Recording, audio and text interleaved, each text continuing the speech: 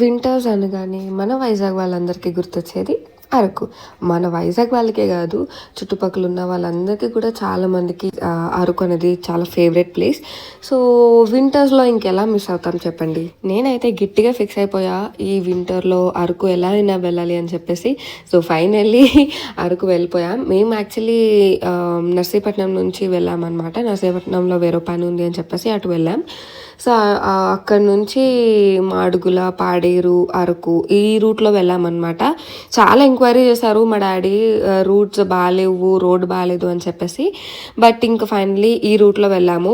ఈ రూట్ కూడా అక్కడక్కడ బాగాలేదనమాట. సో అరకు దగ్గరలో మనకి మోదగుండం తల్లి టెంపుల్ ఉంటుంది కదా, సో అక్కడ ఆగి దర్శనం చేసుకొని మళ్ళీ ఇంకా అరకు స్టార్ట్ అయిపోయాము.